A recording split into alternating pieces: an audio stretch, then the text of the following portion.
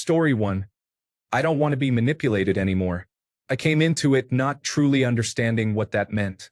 It's not just a "you're mistaken, babe" type of thing. It's "you're awful, you're the problem. You're lucky I'm trying to keep this relationship together. I never want to live through that again." Story 2. I'm severely disabled but don't really look like it. Explaining everything about my condition to someone is a nightmare for me.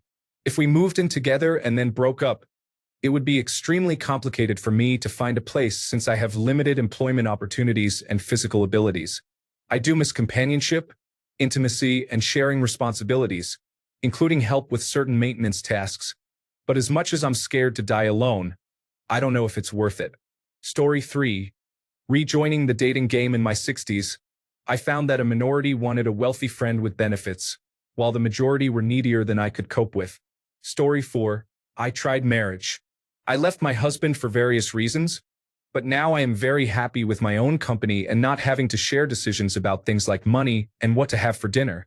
I love having the entire bed to myself. Story 5. My insecurities all come out in relationships, and I end up feeling like I have been rejected even when we are together. Story 6. Because I crave connection, but I am also tired of disappointment, confusion, and giving too much to the wrong people. I want love, but I do not want to lose myself trying to find it. Story 7. Basically, every woman I have loved has eventually hurt me or lied to me. At some point, I just gave up on dating because I did not want to be hurt anymore. I felt like I was a fool for continuing to put myself in the same position again and again, only to be hurt each time. My heart still longs for a relationship, but my mind knows better and stops me from pursuing one. Story 8. Former relationships. Most recently, my ex targeted my insecurities with the intent to harm. I have been cheated on, physically assaulted, and somehow the words he said cut deeper. My previous relationships tend to end in heartbreak. It is easy enough for a partner to put up a facade, and it is terrifying when that dissipates and reveals the reality of who they are.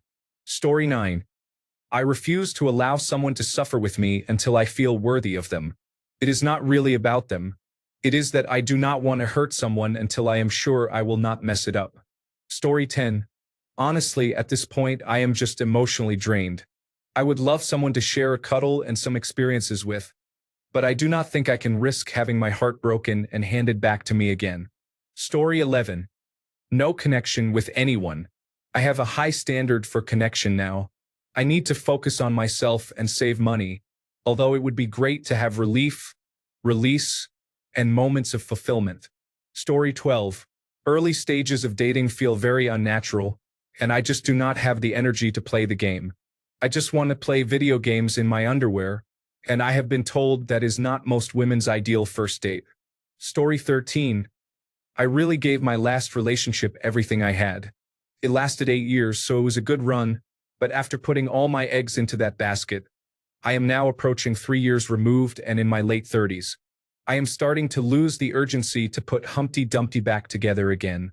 At this rate, I am aging out of being able to start a family and am focusing more on making peace with that by renegotiating the expectations I had for life. I am beyond the age of filling voids, but I absolutely want to find somebody again one day, for the right reasons. Right now, though, it is about getting life right for me. Story 14. People are just too unpredictable these days. When I feel lonely, I think of the heartache and embarrassment from my past relationships. Then I thank God for the peace I have now. Story 15. You're kidding with this question, right? Single here for 20 years. I dated off and on for 15, feeling like I deserved a really good guy. My ex was an insufferable jerk for many reasons. Sadly, I kept attracting immature jerks repeatedly. I realized that my personality attracted that type. I learned to simply be and live a full life, finding happiness where I was.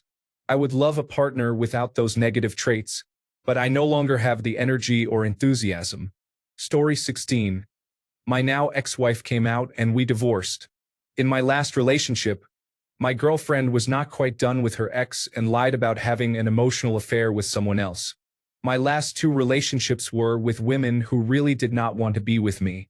I know my worth and I am strong enough to be vulnerable. I am well aware that every relationship is not without emotional risk, and there can be amazing rewards with the right person. However, I am really enjoying my peace and independence. Story 17. It's the difficulty of finding a match in the spiritual world, of not being in a relationship for so long that you develop a self-consistent ego, and the freedom of being unencumbered. Story 18. Staying single means I have all the time to myself, and I can travel anywhere and do anything without worries. Story 19. Thinking about the mental effort involved with sharing all of your conscious space. If I wanted a child, I would help bring one into the world. Story 20. I'm a loner. I'm tired of being in relationships with men leading double or triple lives. I think the emotional, mental, and sexual compatibility I seek in another man comes at a steep price. I have heart disease. I have a mentally unstable, controlling, and dangerous ex who always tries to destroy my subsequent romantic and sexual relationships because he feels a deep entitlement to me. Despite not being romantically or sexually attracted to me, and even being in another relationship, he is undeterred. He is addicted to drugs, alcohol, and destroying my life, so I have no choice but to reconcile with him, allowing him to continue the abuse he has built over a decade. I pray for liver cirrhosis, suicide, a drunk driving accident, an overdose, or his next victim's father or brother to take him out, so I can finally move on.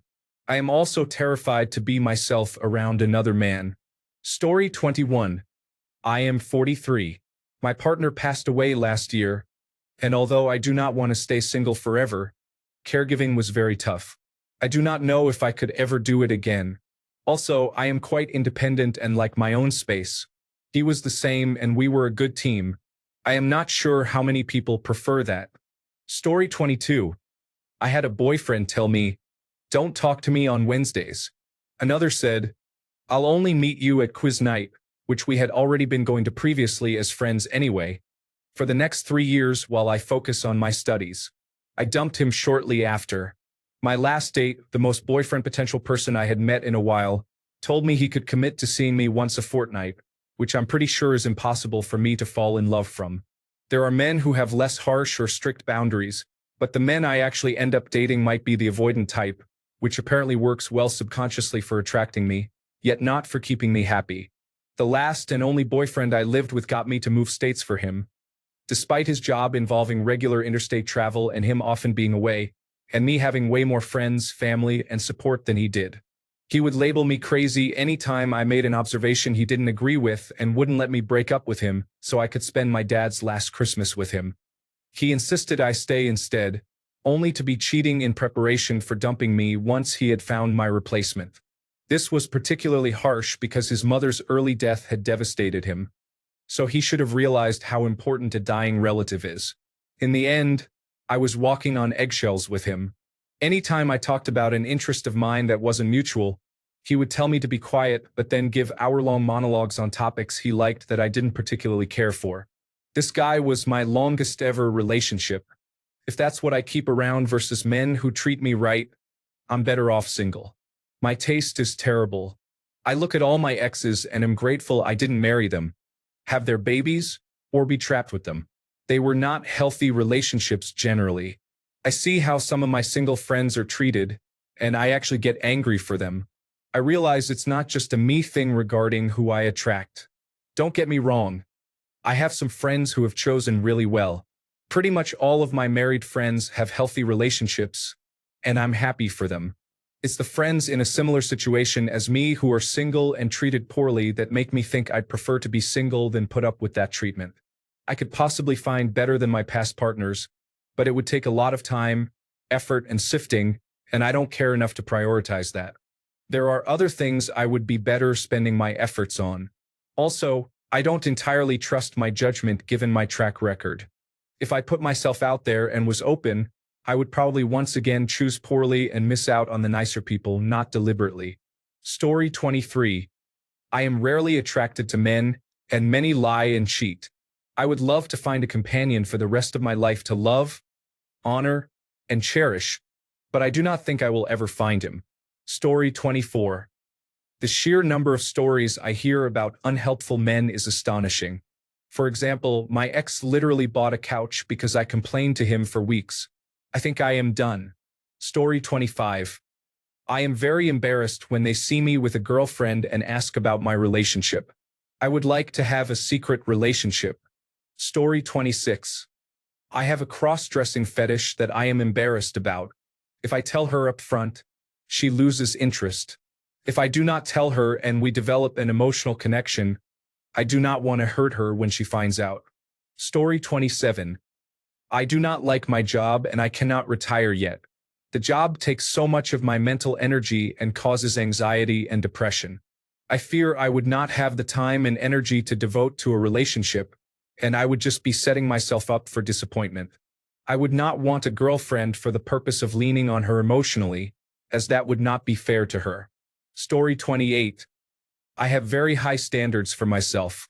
Most women I have met do not appreciate someone who treats them well while also having a confident, mysterious side. At my age, it is very easy to make female friends this way, but it is almost impossible for men to attract women without resorting to more toxic methods. Story 29. I do not have money. I have a Fair Isaac Corporation score of 250, and I cannot move out of my mother's basement because I am on disability. Story 30. My mental state. During my last relationship, I was very closed off because the previous relationship was quite abusive. I realized that it was not fair for me to be closed off, so I ended the relationship a few months in. Story 31. Social media features a couple on the internet who are always fighting or playing stupid pranks on each other, resulting in bigger fights. Story 32. 80/20.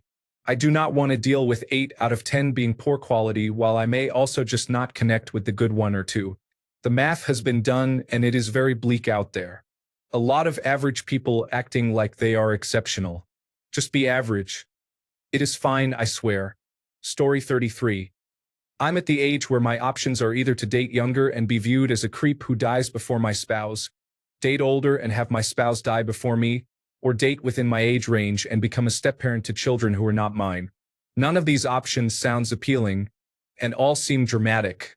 In my experience, most relationships happen because both people have something to offer each other, such as money, a house, or being a trophy spouse. I don't really have any of those to offer, and if I suddenly do, I will worry that is all they want me for and will leave if that goes away. Finally, my family has a history of first marriages failing.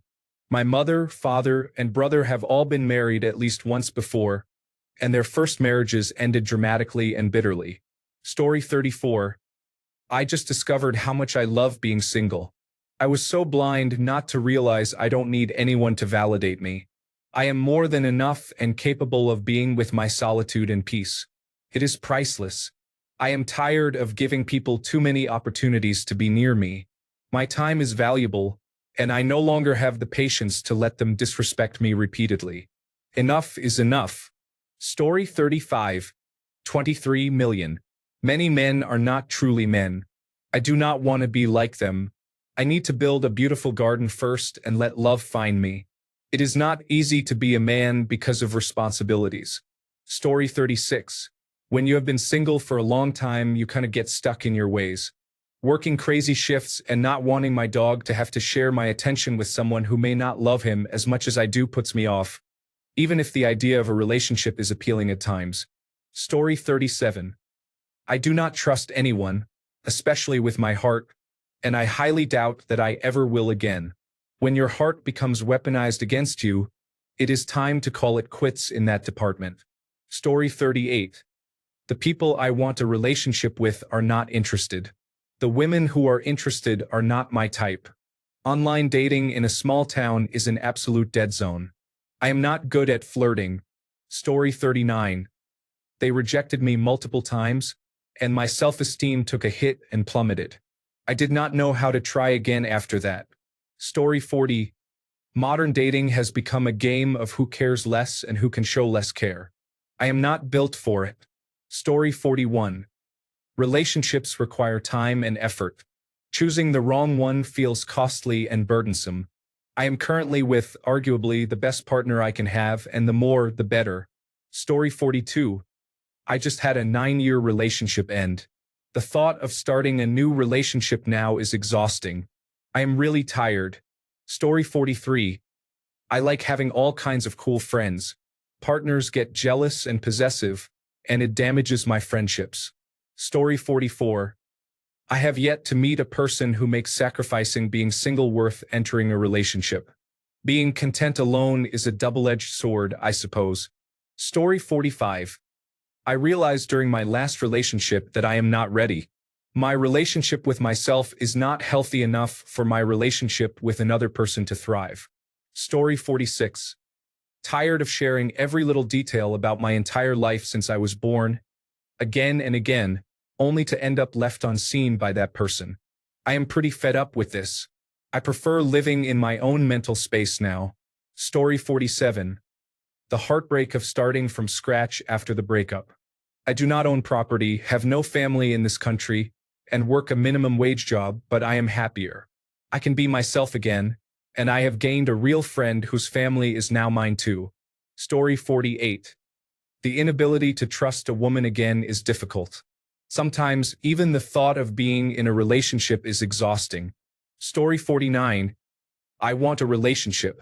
If I enter one, it would be my first.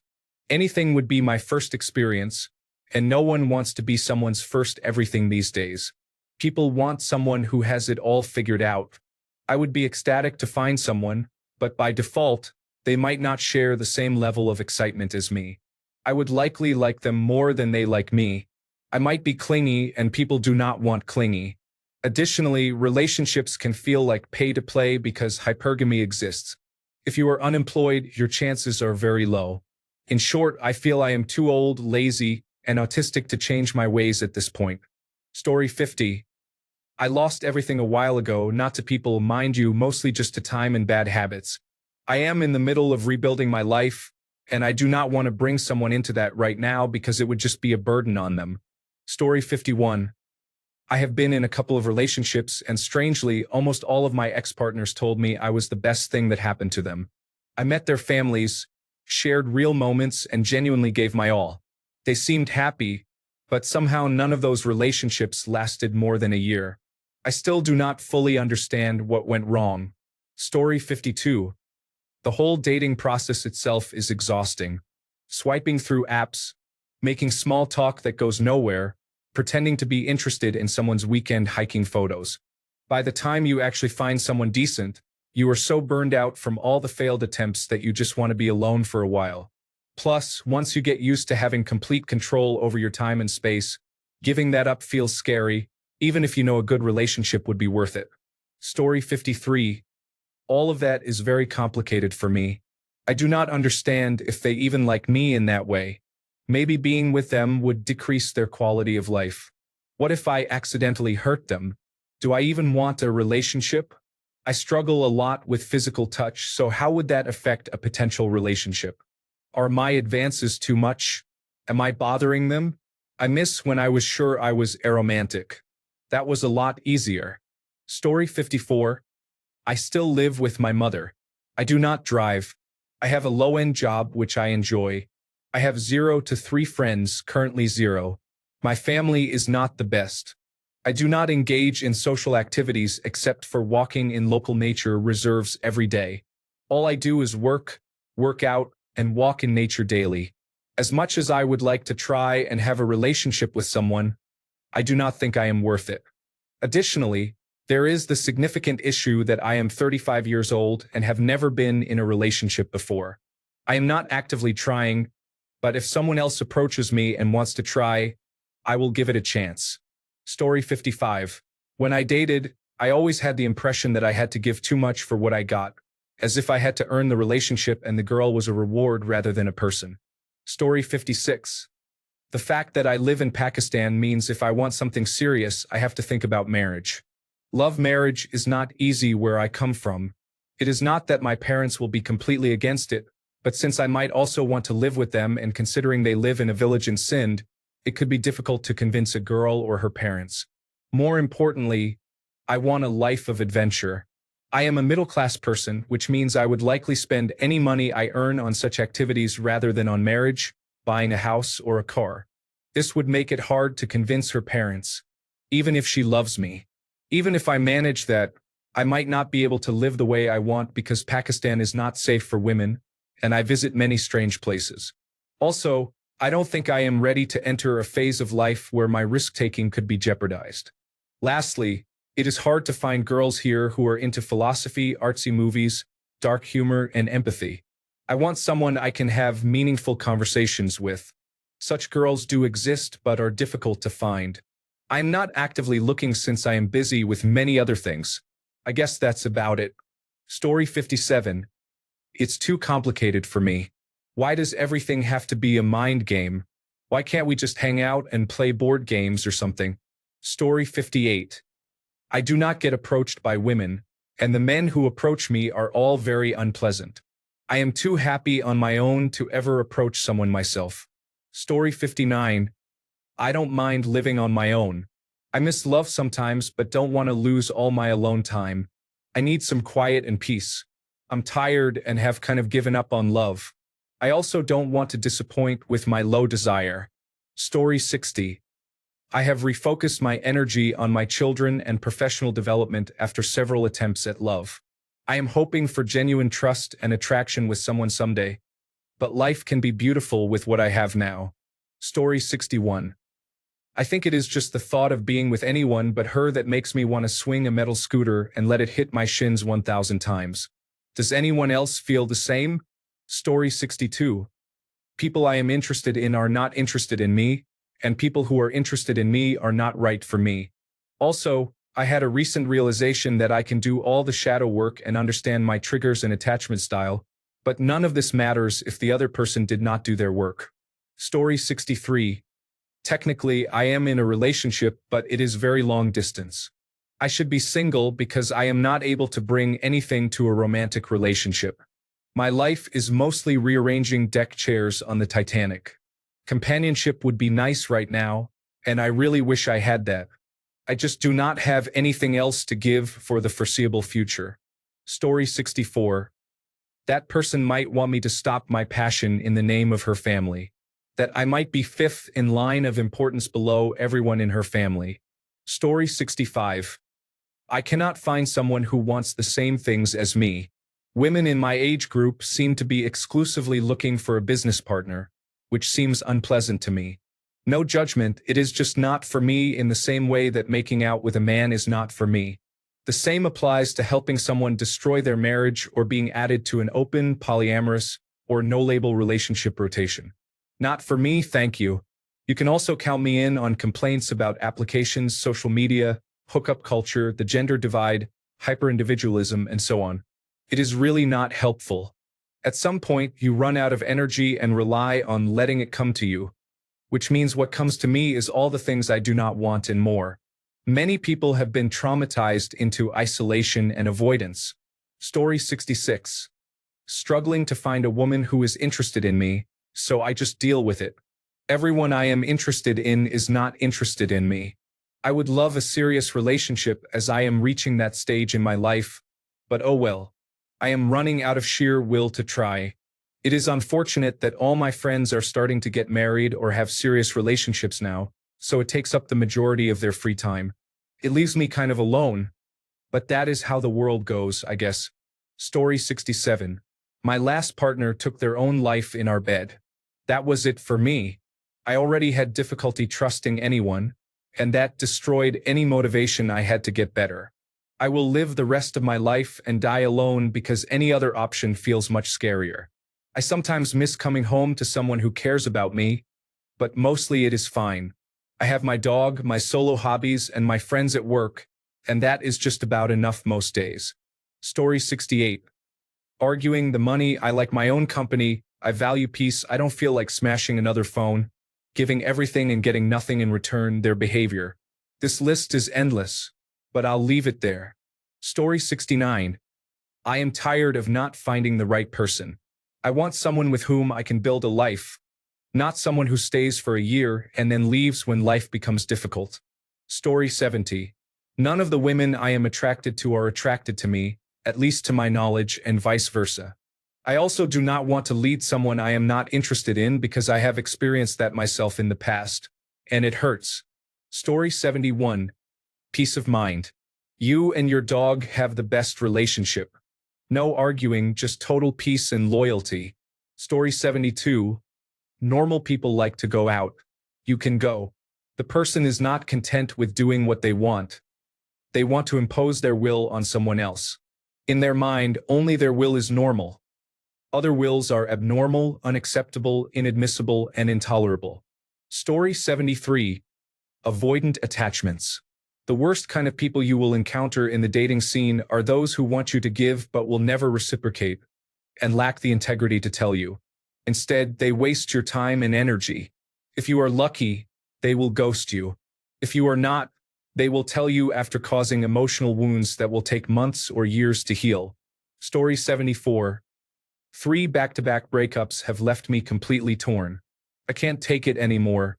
I do not trust girls today. Even when you think there is no way they could be a bad person to you, they betray you. There are some great, wonderful, loyal girls out there. I just never meet them. Story 75. Having my boyfriend of 17 years scream at me that he was surrendering our newly adopted dog and even attempting it behind my back. Not 5 months before, we held our previous dog who was dying, and he tearfully told me that he was proud of having given her a forever home. I don't think I can ever really trust another human being after that. Story 76. I am a deeply broken person, and beyond that brokenness, I cannot tell if I am genuinely a bad person or not. There is someone in my life I want to pursue, and she seems truly unwavering in her ability to see the best in people, including me. The problem is, she sees something in me that I thoroughly do not see in myself. I see myself as a bad person, largely due to my severe and lifelong trauma.